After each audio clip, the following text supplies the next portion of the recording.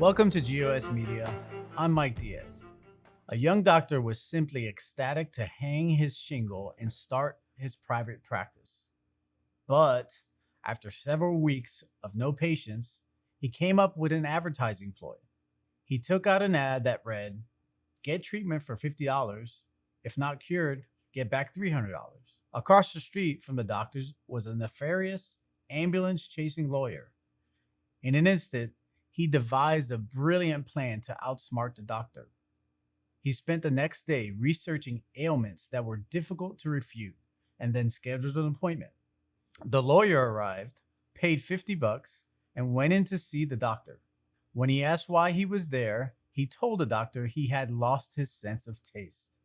The doctor did a complete exam and then asked the nurse to bring the bottle in drawer number 13 and put 3 drops on the lawyer's tongue. Ugh, that was kerosene, the lawyer exclaimed. Congratulations. Your sense of taste is restored, the doctor said, and escorted the lawyer out. Not to be deterred, the lawyer returned a week later and told the doctor he had lost his memory and couldn't remember anything. After a complete brain scan and EEG, the doctor asked his nurse to bring the bottle in drawer number 13 and put 3 drops on the lawyer's tongue. The lawyer immediately yelled, "You are not giving me kerosene again," and refused the drops. "Congrats, you got your memory back," the doctor said and escorted the lawyer out. The lawyer was down $100 and was not used to losing. Pondering all night, he finally had the most brilliant idea of all. 2 weeks later, he arrived at the doctor's office wearing dark glasses, using a white cane, and with a seeing eye dog. The lawyer told the doctor that the kerosene drops had made him go blind.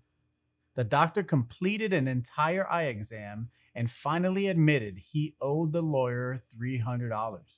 The doctor went to the money box and pulled out 350s, sticking them in the lawyer's hand. The lawyer's gloat soon turned to anger, and he stood saying, "Hey, these aren't hundreds, they're 50s." The doctor snatched the 50s from the lawyer's hand and said, "Congratulations, your eyesight has been healed." You've probably heard the phrase, "greed is good."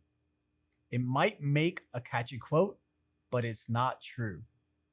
In his greed, the lawyer lost $150 instead of scamming $300.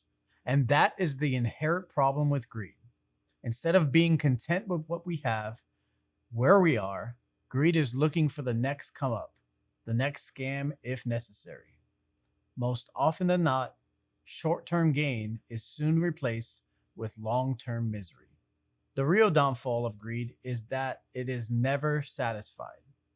A greedy person could inherit the entire earth and all its possessions, and the first thing he would do is start plotting how to own the moon. If he was successful in having the earth and gaining the moon, his sights will now be set on Venus. There's an apostle in the Bible named Paul who wrote that he learned to be content in both feast and famine. There is also a king named Solomon who truly had all possessions of an entire kingdom. As king, he indulged in everything humanly possible.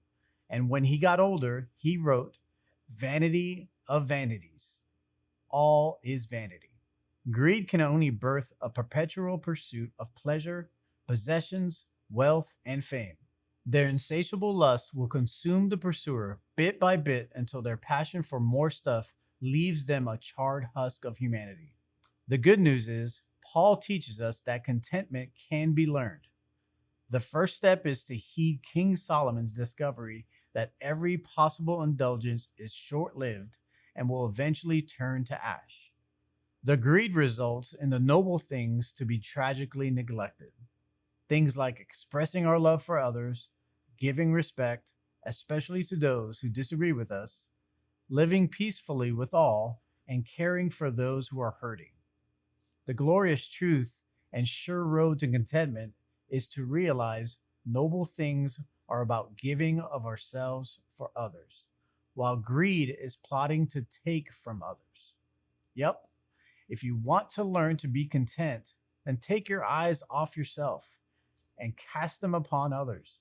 For those who might doubt the truth of our statement, today's grain of sugar is both a reminder and a warning. Greed is permanent slavery to slavery. Colony, we know y'all have to learn to be content by looking to others' needs. How about sharing your story in the comments below?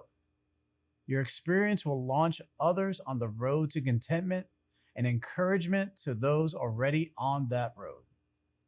If this is your first time here, please know that Grains of Sugar is a viewer supported project.